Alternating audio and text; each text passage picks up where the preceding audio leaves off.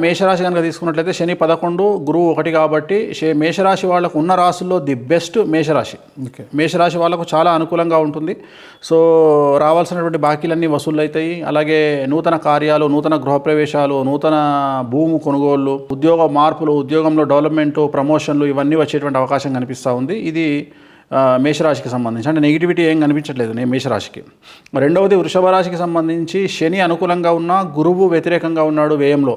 So గురువు April తర్వాత గురువు వ్యయంలోకి వస్తూ ఉన్నాడు, 12వ స్థానంలోకి వస్తున్నాడు. కాబట్టి వృషభ రాశి వాళ్లకు మేజర్గా చెప్పుకోవాల్సింది ఏంటంటే ఇంట్లో ఎవరైనా పెద్దవాళ్ళ ఆరోగ్య భంగాలు కనిపిస్తూ ఉన్నాయి. మరీ ముఖ్యంగా వృషభ రాశి వాళ్లకు పోలీస్ కేసులు, న్యాయపరమైన చిక్కులు కనిపిస్తూ ఉన్నాయి. ఇది ముఖ్యమైనటువంటి ఒక విషయం మేజర్గా. సో మనకు ఈ రాశికి సంబంధించినటువంటి వాళ్ళని తీసుకుంటే మనకు ఇక్కడ కవిత గారు కనిపిస్తూ ఉన్నారు, తెలంగాణ రాష్ట్రంలో కవిత గారు కనిపిస్తూ ఉన్నారు. సో శని అనుకూలంగా ఉన్న గురువు వ్యయంలో ఉన్నాడు కాబట్టి ఒక్క న్యాయపరమైన చిక్కులు, అలాగే ఇంట్లో పెద్దవాళ్లకు సంబంధించినటువంటి ఆరోగ్యపరమైన ఇబ్బందులు అనేటువంటిది వృషభ రాశి వారికి కనిపిస్తూ ఉంది.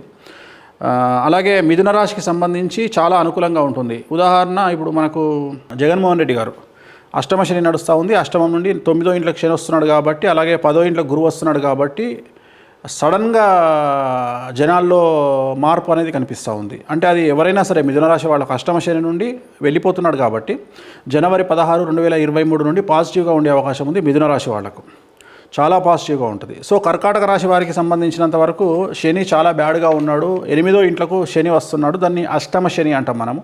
సో అష్టమ శని అంటే 8వ ఇంట్లో Shani. It is very dangerous.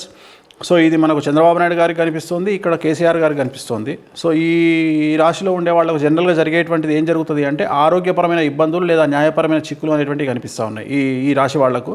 వాళ్ళకే కాదు, అంటే ఈ ఒక్క కేసీఆర్ గారికి, చంద్రబాబు నాయుడు గారికే కాదు, కర్కాటక రాశి వాళ్ళందరికీ కూడా ఆరోగ్యపరమైన ఇబ్బందులు, న్యాయపరమైన చిక్కులు, వీటితో పాటు తల్లికి సంబంధించిన ఆరోగ్యపరమైన ఇబ్బందులు అనేటువంటివి కనిపిస్తూ ఉన్నాయి. అలాగే సింహరాశికి సంబంధించి చాలా అనుకూలంగా కనిపిస్తోంది. ఇటు శని 7వ ఇంట్లో ప్లస్ గురువు 9వ ఇంట్లో చాలా అనుకూలంగా ఉంటుంది. దీన్ని విపరీత రాజయోగంగా చెప్పొచ్చు. చాలా వరకు అనుకూలంగా ఉంటుంది. కాకపోతే సింహరాశి జాతకులకు తండ్రికి సంబంధించినటువంటి ఆరోగ్యపరమైన ఇబ్బందులు గోచరిస్తూ ఉన్నాయి. తండ్రికి సంబంధించి ఉదాహరణ మహేష్ బాబు గారు తండ్రి అయినటువంటి కృష్ణ గారు చనిపోవడం జరిగింది. రీజన్ ఇదే.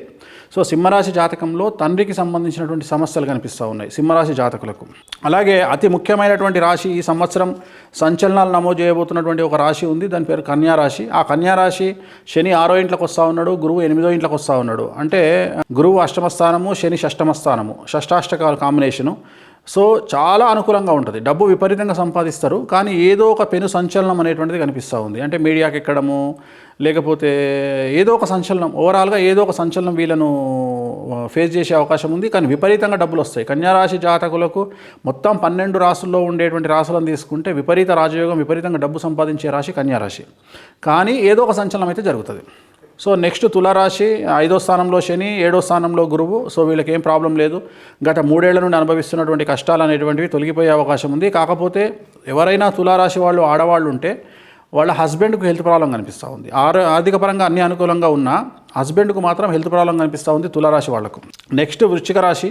ఇది కూడా అతి ముఖ్యమైనటువంటి రాశి. ఈ వృశ్చిక రాశి ఇందాక మనం మాట్లాడుకున్నాము. నరేంద్ర మోడీ గారిది అనురాధ నక్షత్రం వృశ్చిక రాశి, అలాగే ప్రభాస్ గారిది విశాఖ నక్షత్రం వృశ్చిక రాశి. సో వృశ్చిక రాశికి సంబంధించి శని 4వ ఇంట్లో అంటే అర్ధాష్టమ స్థానము, అలాగే గురువు షష్టమ స్థానం 6వ ఇంట్లో ఉన్నాడు. So it is very dangerous. So ఆర్థికపరమైనటువంటి అంశాలన్నీ బాగున్నప్పటికీ ఆరోగ్యపరమైనటువంటి అంశాలు చాలా తీవ్రంగా బాధించేటువంటి అవకాశం ఉంది. మరీ ముఖ్యంగా మానసికమైన ఇబ్బందులు చాలా చాలా చాలా బాధిస్తాయి. అంటే డిప్రెషన్కు లోనయ్యేటువంటి అవకాశం ఉంది, యాంగ్జైటీ డిజార్డర్ ఉంటుంది. సో చాలా వరకు ఆరోగ్యపరమైన సమస్యలు అనేటువంటిది వృశ్చిక రాశికి కనిపిస్తూ ఉంది. అలాగే భార్యాభర్తలు ఇద్దరూ కూడా వృశ్చిక రాశి జాతకులు అయినప్పుడు మాత్రం చాలా తీవ్రంగా ఉద్యోగం కోల్పోవడం, ఒకళ్ళ ఉద్యోగం లేకపోవడము, ఆర్థికంగా నష్టపోవడం అనేటువంటిది గమనించాల్సినటువంటి విషయం. ఇక చాలా అనుకూలంగా ఉండేటువంటి రాశి కనుక తీసుకుంటే ఈ సంవత్సరము గత 7.5 సంవత్సరాల నుండి చాలా కష్ట నష్టాలను అనుభవిస్తున్నటువంటి ధనుస్సు రాశి. ధనుస్సు రాశి జాతకులకు ఎక్స్ట్రీమ్ రిజల్ట్ కనిపిస్తూ ఉంది. ఆర్థికంగా, సామాజికంగా, రాజకీయంగా ఏ రకంగా తీసుకున్న ధనుస్సు రాశి వాళ్ళు విపరీతంగా సుఖాలను, భోగభాగ్యాలను అనుభవిస్తారు. సో వీరికి ఎటువంటి సమస్యలు ఉండబోవడం లేదు. అలాగే నెక్స్ట్ మకర రాశి కనుక తీసుకున్నట్లయితే శని 2 అంటే ఏలినాటి శని, అలాగే 4వ ఇంట్లో అర్ధాష్టమ గురువు. సో ఆల్రెడీ వీళ్ళకి కంటిన్యూ అవుతున్నటువంటి ప్రాబ్లం ఇంకా కంటిన్యూ అవుతుంది. సో మన స్టేట్లో కనుక తీసుకున్నట్లయితే మనకి ఇద్దరు నాయకులు ఉన్నారు. ఒకటి పవన్ కళ్యాణ్, రెండు ఉత్తమ్ కుమార్ రెడ్డి గారు. ఆల్రెడీ ఉత్తమ్ కుమార్ రెడ్డి గ్రాఫ్ మనం చూసున్నాం. సో పవన్ కళ్యాణ్ గారి గ్రాఫ్ కూడా ఇప్పుడు ఉన్నటువంటి దానికంటే కొద్దిగా తగ్గే అవకాశం కనిపిస్తూ ఉంది. ఎందుకంటే గురువు 4లోకి వస్తే మంచిది కాదు, ఇట్ ఈస్ వెరీ డేంజరస్. అలాగే నెక్స్ట్ కుంభరాశి, కుంభంలోకి జన్మంలోకి రాబోతూ ఉన్నాడు. కుంభరాశిలోకి శని వస్తూ ఉన్నాడు, 3వ ఇంట్లో గురువు వస్తూ ఉన్నాడు. కాకపోతే 2020 నుండి వీళ్ళు అనుభవిస్తున్నటువంటి కష్ట నష్టాలు అనేటువంటివి కుంభరాశి వారికి తొలగిపోతాయి. అంత భయంకరమైనటువంటి శని ఎఫెక్ట్ ఉండదు. సో చాలా వరకు తగ్గేటువంటి అవకాశం కనిపిస్తూ ఉంది. నెక్స్ట్ మీనరాశి, చాలా చాలా చాలా భయపడాల్సినటువంటి రాశి, చాలా సమస్యల పాలయ్యేటువంటి రాశి మీనరాశి. చాలా వరకు అతి పెద్ద తీవ్రమైనటువంటి కష్ట నష్టాలు ఈ రాశి వారికి రాబోతూ ఉన్నాయి. ఆర్థికంగా, సామాజికంగా, న్యాయపరంగా, వివాదాల పరంగా, కుటుంబ పరంగా సమస్యల్ని మీనరాశి వాళ్ళు ఎదుర్కోబోతూ ఉన్నారు. మరీ ముఖ్యంగా 24 సంవత్సరాలు వయస్సు దాటినటువంటి మీనరాశి జాతకులకు ఈ సంవత్సరం అంటే 2023 జనవరి 16వ తేదీ నుండి చాలా పెను సంచలనాలు నమోదు కాబోతూ ఉన్నాయి. విపరీతమైనటువంటి సమస్యలు రాబోతూ ఉన్నాయి. సో ఇది ఓవరాల్గా 12 రాశులకు సంబంధించి. దీనికి సంబంధించిన రెమెడీస్ కూడా మనం చెప్దాం. మరీ ముఖ్యంగా ఇప్పుడు కొన్ని రాశుల గురించి మాట్లాడుకుందాం. కర్కాటక రాశి, కన్యా రాశి, వృశ్చిక రాశి, మకర రాశి, మీనరాశి. వీళ్లకు ఏలినాటి శనికి సంబంధించినటువంటి అంటే శని, ఏలినాటి శని కావచ్చు, లేదా అర్ధాష్టమ శని కావచ్చు, అష్టమ శని కావచ్చు. ఓవరాల్గా శని బాధించేటువంటి అవకాశం ఉంది కాబట్టి సాధ్యమైనంత వరకు నలుపు రంగు దుస్తులకు దూరంగా ఉండాలి. అలాగే తిరునల్లార్ శనేశ్వర ఆలయం అని చెప్పేసి పాండిచ్చేరిలో శని దేవాలయం ఉంటుంది. అక్కడ ప్రత్యేకమైనటువంటి పూజ జస్ట్ 450 రూపాయలు ఉంటుంది ఆ పూజ. శనివారం కాకుండా ఏ రోజైనా చేయించుకోవాలి. ఎందుకంటే శనివారం నాడు చాలా రష్ ఉంటుంది, 5 లక్షల మంది జనాలు ఉంటారు అక్కడ. అందుకని శనివారం కాకుండా ఇతర రోజుల్లో ప్రత్యేకమైనటువంటి పూజ చేయించుకోవాలి.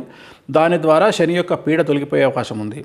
నెక్స్ట్ గురువుకు సంబంధించి వృషభ రాశి, సింహరాశి, కన్యా రాశి, వృశ్చిక రాశి, ధనుస్సు రాశి.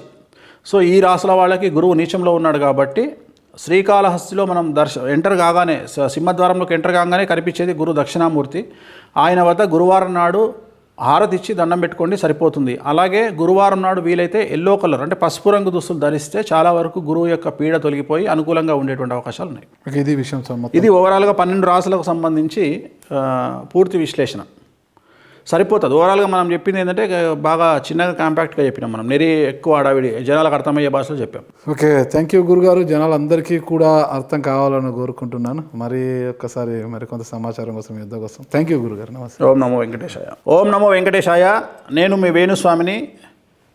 ఈ ఛానల్ చూసేటువంటి ప్రేక్షకులే కాకుండా కొత్త వాళ్ళందరూ కూడా, నా వీడియోలు చూసేటువంటి వాళ్ళందరూ కూడా సిగ్నేచర్ స్టూడియోస్ని సబ్స్క్రైబ్ చేసుకోండి.